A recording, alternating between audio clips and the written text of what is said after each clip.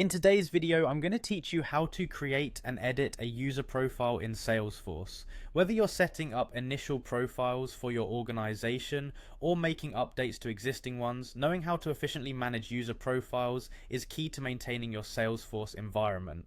Let's start by logging into your Salesforce account. This is your main gateway into managing your account settings, so make sure you have the correct credentials to access your dashboard.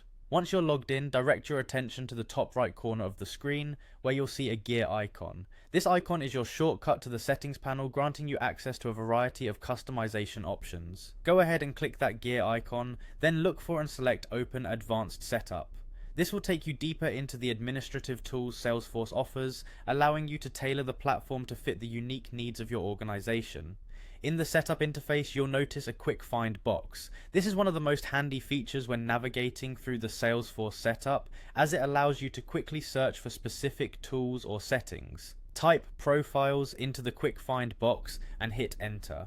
A list of options will appear, but we're interested in just one right now. Click on profiles. Now, it's important to remember that in Salesforce, you cannot create a profile from scratch. Instead, Salesforce uses a cloning method, ensuring consistency and saving time in setting up new profiles. So, what you'll need to do is select an existing profile that closely matches what you're aiming to create and click on Clone. Next, once you have cloned your chosen profile, you'll be prompted to give your new profile a unique name. This step is crucial for keeping your profiles organized and easily identifiable for future reference. After you've entered an appropriate name, click Save to officially create the new profile. Now that the profile is created, we need to fine-tune it by customizing its settings. Head over to your newly cloned profile page and click Edit.